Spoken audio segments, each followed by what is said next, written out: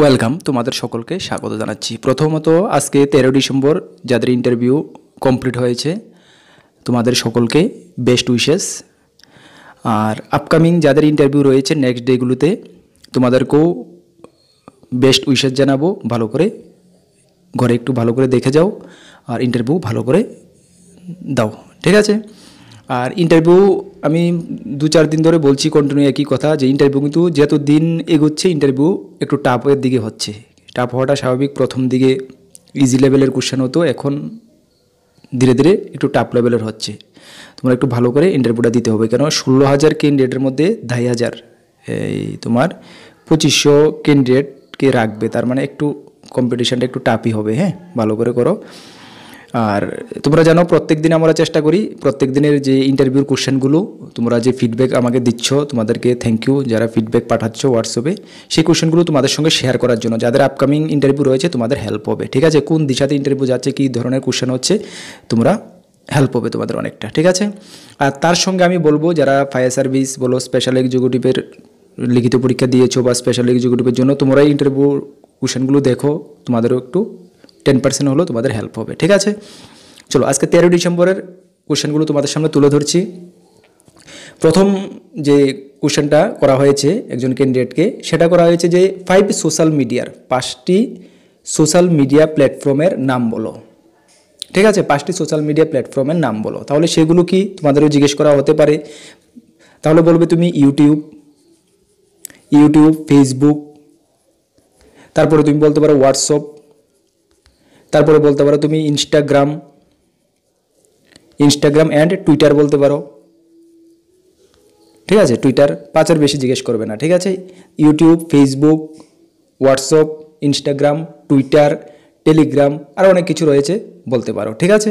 তবে চেষ্টা করবে ইউটিউব, ফেসবুক, হোয়াটসঅ্যাপ এগুলোকে কমন রাখার জন্য, কেন সবচেয়ে প্রচলিত বা সবচেয়ে ইউজ হওয়া সবচেয়ে সোশ্যাল মিডিয়া প্ল্যাটফর্ম হলো ইউটিউব আর ফেসবুক, দুটাই সবচেয়ে নাম্বার 1 নাম্বার 2-তে রয়েছে। সুতরাং এই দুটা তোমরা কমন রাখবে, হ্যাঁ, ঠিক আছে? ফার্স্ট কোশ্চেন জিজ্ঞেস করা হয়েছে আজকে। তারপরে যে কোশ্চেনটা জিজ্ঞেস করা হয়েছিল যে ত্রিপুরা পর্যটনের ব্র্যান্ড অ্যাম্বাসিডার কে? এটা আমি তোমরা সকলেই জানো, এটার কোশ্চেন সঠিক আনসার করেছো তুমিও, যে তোমাকে কোশ্চেন করা হয়েছে সৌরভ গাঙ্গুলি। হ্যাঁ, দেখো তোমার একটা জিনিস ফলো করো, গত 2 দিন আগে সৌরভ গাঙ্গুলি ত্রিপুরা ভিজিটে ত্রিপুরা এসেছিল। সেই কোশ্চেনটা কিন্তু এখন জিজ্ঞেস করা হয়েছে, ত্রিপুরার পর্যটনের ব্র্যান্ড অ্যাম্বাসিডার কে? সৌরভ গাঙ্গুলি, ঠিক আছে? তাহলে খুব সুন্দর কোশ্চেন, একদম ইজি লেভেলের কোশ্চেনই ধরতে পারো, কিন্তু জানতে হবে, জানলে ইজি, না জানলে কঠিন, ঠিক না? আচ্ছা, তারপরে তোমাকে আরেকজন কোশ্চেন জিজ্ঞেস করা হয়েছে যে ভারতের জাতীয় পতাকার যে দৈর্ঘ্য এবং প্রস্থের রেশিও কত? যে আমাদের ন্যাশনাল ফ্ল্যাগ এর দৈর্ঘ্য ও প্রস্থের রেশিও কত? সেটা হবে 3:2। দৈর্ঘ্য এবং প্রস্থের রেশিও হলো 3:2, মনে রাখবে। আর জাতীয় পতাকার আমাদের ন্যাশনাল ফ্ল্যাগের উপরে কিন্তু প্রত্যেক দিনই বলো একটা না একটা কোশ্চেন জিজ্ঞেস করা হচ্ছে। এর আগে আমি 2-3 দিন আগে তোমাদেরকে বলেছিলাম যে ভারতের জাতীয় পতাকা সম্বন্ধে একটু ভালো করে জেনে যাওয়ার জন্য। গত দিন জিজ্ঞেস করা হয়েছিল যে ভারতের যে আমরা ন্যাশনাল যে জাতীয় গান যে আমরা গাই, সেই গানটার সময়সীমা কত? 52 সেকেন্ড, ঠিক না? এই কোশ্চেনটা জিজ্ঞেস করা হয়েছিল। সুতরাং জাতীয় পতাকা, জাতীয় গান এগুলোর উপর কিন্তু প্রত্যেকদিন একটা না একটা কোশ্চেন জিজ্ঞেস করা হচ্ছে, ঠিক আছে? আজকে জিজ্ঞেস করা হয়েছে জাতীয় পতাকার দৈর্ঘ্য এবং প্রস্থের রেশিও কত? 3:2, ঠিক আছে? তারপরে তোমাদেরকে আমি তোমাদের নলেজের জন্য বলছি, তোমাদের কাজে আসবে, শুনে নাও যে আমাদের জাতীয় পতাকার কালার কয়টি? আমরা সকলে জানি 3 কালার, না? কি? তোমার গেরুয়া, প্রথমে সবচেয়ে উপরে রয়েছে গেরুয়া, স্যাফরন, তারপর রয়েছে কি সাদা, হোয়াইট, তারপর রয়েছে সবুজ, গ্রিন, ঠিক আছে? 3টি কালার রয়েছে। এবং 3টি কালারের অর্থ কি? প্রত্যেক দিন কিন্তু একটি না একটি কোশ্চেন জাতীয় পতাকা থেকে জিজ্ঞেস করা হচ্ছে, ন্যাশনাল জাতীয় পতাকা, জাতীয় গান যেগুলো কোশ্চেন জিজ্ঞেস করা হচ্ছে, তার মধ্যে কিন্তু এই কোশ্চেনগুলো কিন্তু 3-4 দিন আগে জিজ্ঞেস করা হয়েছিল একটি ক্যান্ডিডেটকে, যে সবুজ যে আমরা জাতীয় পতাকার যে সবচেয়ে সর্বনিম্ন যে রয়েছে সবুজ যে কালারটা, সেটার অর্থ কী, ঠিক আছে? সুতরাং তোমরা এগুলো জেনে রাখো, তোমরা নোট করে নিতে পারো বা শুনে নাও। গেরুয়া যে স্যাফরন, এর অর্থ হলো ত্যাগের প্রতীক কি গেরুয়া, যে স্যাফরন কালারটা এটা হলো ত্যাগের প্রতীক, হ্যাঁ? ত্যাগের প্রতীক, ঠিক আছে। তারপর রয়েছে কি হোয়াইট, হোয়াইট আমরা জানি শান্তি এবং সত্যের প্রতীক, শান্তি, হোয়াইট এগুলো শান্তি এবং সত্যের প্রতীক, ঠিক আছে, এগুলোর অর্থ এগুলো জিজ্ঞেস করা হচ্ছে, ঠিক আছে। তারপর রয়েছে সবুজ মানে গ্রিন, গ্রিন হলো উন্নতি এবং বিশ্বাসের প্রতীক, ঠিক আছে, উন্নতি এবং বিশ্বাসের প্রতীক। আমি আবার রিপিট করছি, গেরুয়া বা স্যাফরন হলো কি ত্যাগের প্রতীক, ত্যাগের স্যাক্রিফাইস, ত্যাগের প্রতীক। এবং সাদা হোয়াইট, যেটা সাদা হোয়াইট দ্বিতীয় সেকেন্ড মাঝখানে রয়েছে সেটা হলো শান্তি ও সত্যের প্রতীক। এবং সবুজ সর্বনিম্নে যে রয়েছে সেটা হলো উন্নতি ও বিশ্বাসের প্রতীক। এই কালার, এটাও কোশ্চেন তোমাদের জিজ্ঞেস করতে পারে যে সবুজ কালার জাতীয় ন্যাশনাল ফ্ল্যাগের উপরে রয়েছে না নিচে রয়েছে, একদম ইজি কোশ্চেন হতে পারে, বাট জিজ্ঞেস করতে পারে, কেননা গ্রুপ ডি লেভেলের কিন্তু এই ধরনের কোশ্চেন জিজ্ঞেস করা হয়, আজকাল দেখা গেছে অনেক টাফও জিজ্ঞেস করা হচ্ছে, ঠিক আছে, এগুলো তোমরা একটু ধ্যান রাখবে। হ্যাঁ, এমনও হিস্টোরি রয়েছে যে ন্যাশনাল ফ্ল্যাগ উল্টাও হোস্ট করা হয়েছে। হ্যাঁ, সুতরাং এগুলো সকলেই জানে এমন না, যে ভারতবাসী সকলেই জানবে এমন না, কিছু মিস্টেকও হতে পারে। হ্যাঁ, সেজন্য সেই কোশ্চেনও তোমাদেরকে জিজ্ঞেস করা হতে পারে, ঠিক আছে। তাহলে তিনটি কালারের অর্থ কি তোমরা জেনে গেছো? ওকে। তারপর রয়েছে কি তিনটি কালারের মাঝখানে কি রয়েছে, সেটার নাম কি অশোক চক্র, ঠিক না, অশোক চক্র। অশোক চক্রে কয়টি স্টিক রয়েছে, সেটা হল 24, ঠিক আছে, 24 স্টিক রয়েছে, মনে রাখবে, কোশ্চেন জিজ্ঞেস করা হতে পারে। এবং জিজ্ঞেস করার চান্স একদম তোমরা ধরে নিতে পারো, খুবই প্রবাবিলিটি চান্স রয়েছে, ঠিক আছে। অশোক চক্র মাঝখানে রয়েছে এবং 24টি স্টিক রয়েছে, সকলে জানো, তারপরে যারা না জানো শুনে নাও। এবং অশোক স্তম্ভের কি, এটার যে অর্থ কি, এটার প্রতীক কি, অর্থর কি, এটা হলো কর্ম ও প্রগতি, মনে রাখবে, কর্ম ও প্রগতি, ঠিক আছে। তাহলে ন্যাশনাল ফ্ল্যাগ সম্বন্ধে এই কোশ্চেনগুলো জিজ্ঞেস করা হতে পারে, আশা করি তোমাদের ডাউট ক্লিয়ার। ওকে, চলো নেক্সট কোশ্চেন। আজকে জিজ্ঞেস করা হয়েছিল কি, যে ত্রিপুরা রাজ্যের যে কেয়ার পূজা, ত্রিপুরা রাজ্যে কেয়ার পূজার প্রচলন কে করেছিলেন? কেয়ার পূজা ত্রিপুরাতে হয়, আদিবাসীদের মধ্যে করে থাকে, একজন আদিবাসী ক্যান্ডিডেটকে জিজ্ঞেস করা হয়েছিল যে ত্রিপুরা রাজ্যে কেয়ার পূজার প্রচলন কে করেছিলেন। একদম খুব সুন্দর ইম্পর্টেন্ট কোশ্চেন, এটা কোশ্চেনটা হওয়াটা স্বাভাবিক এবং জানাটা খুবই দরকার। ত্রিপুরার কেয়ার পূজার প্রচলন কে করেছিলেন? মনে রাখবে, রানী পদ্মাবতী, রানী পদ্মাবতী ত্রিপুরায় কেয়ার পূজার প্রচলন করেছিলেন। কেন করেছিলেন? গ্রামের শান্তি এবং নিরাপদের জন্য, গ্রামের শান্তি এবং নিরাপদের জন্য কেয়ার পূজার প্রচলন করেছিলেন রানী পদ্মাবতী, মনে রাখবে একদম, ঠিক আছে, রানী পদ্মাবতী, ঠিক আছে, ত্রিপুরা কেয়ার পূজার প্রচলন করেছিলেন। একদম বেসিক কোশ্চেন, ঠিক আছে, এটা জিজ্ঞেস করা হতে পারে, ঠিক আছে। চলো নেক্সট আরেকটি কোশ্চেন জিজ্ঞেস করা হয়েছিল কি, যে আমাদের মৌলিক অধিকার কয়টি? সংবিধান আমাদেরকে কয়টি মৌলিক অধিকার প্রদান করেছে? মৌলিক অধিকার আমাদের কয়টি? আমাদের 6টি মৌলিক অধিকার, 6 মৌলিক অধিকার, ঠিক আছে, মনে রাখবে, সকলে জানি আমরা কি কি। 6টি মৌলিক অধিকারের মধ্যে স্বাধীনতার অধিকার, শোষণের বিরুদ্ধে অধিকার, ধর্মের অধিকার, শিক্ষার অধিকার, সমতার অধিকার এবং সাংবিধানিক অধিকার, ঠিক আছে, সকলেই জানি আমরা, তারপরে রিপিট আমি করছি, ঠিক আছে, এটা রিপিট করার কিছু না, সকলেই আমরা জানি, ঠিক আছে। কি কি 6টি মৌলিক অধিকার? আবার রিপিট করছি, স্বাধীনতার অধিকার, শোষণের বিরুদ্ধে অধিকার, ধর্মের অধিকার, শিক্ষার অধিকার, সমতার অধিকার এবং সাংবিধানিক অধিকার, ঠিক আছে। এই হলো আমাদের 6টি মৌলিক অধিকার, ঠিক আছে।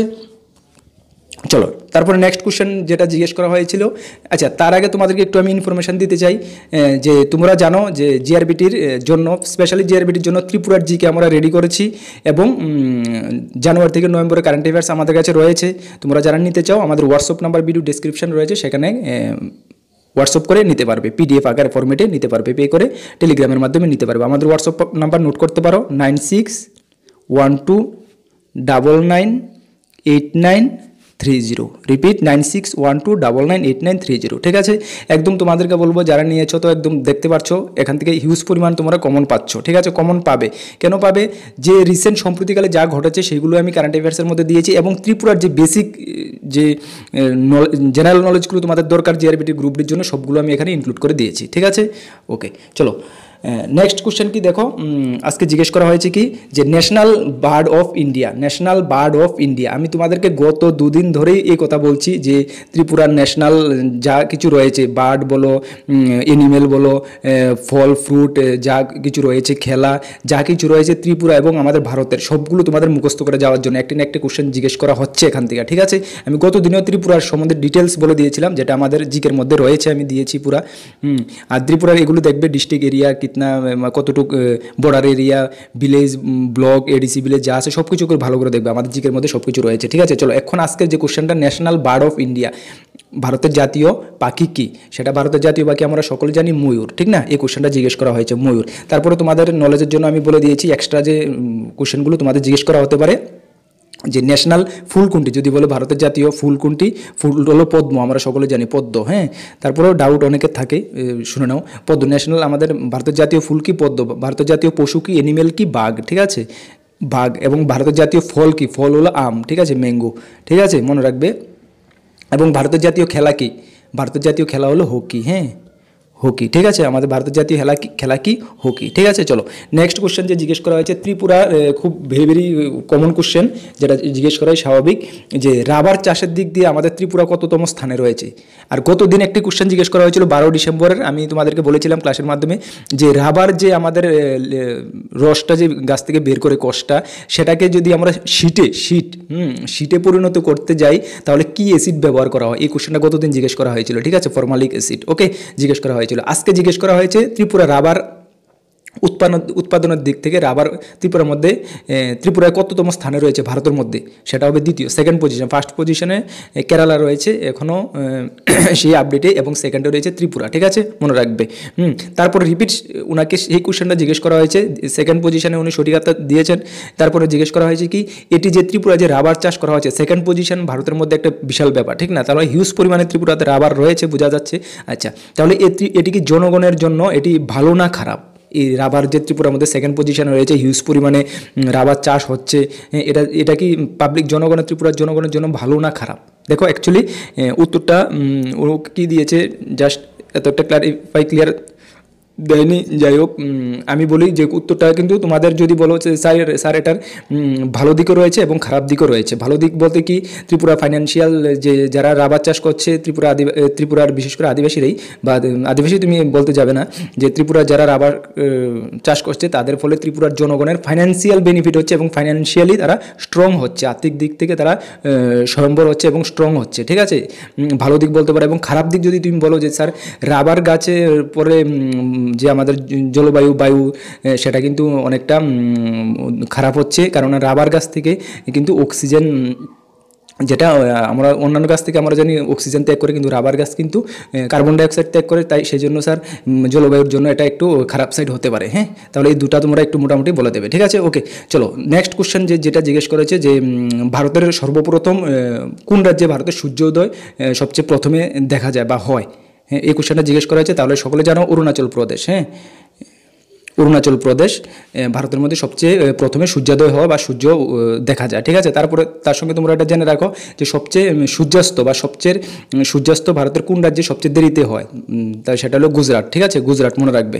হ্যাঁ, বেসিক কোশ্চেন জিজ্ঞেস করা হতে পারে, ঠিক আছে। চলো নেক্সট যে কোশ্চেনটা জিজ্ঞেস করা হয়েছে যে ভারতের বর্তমানে মহিলা ক্রিকেট টিমের ক্যাপ্টেনকে।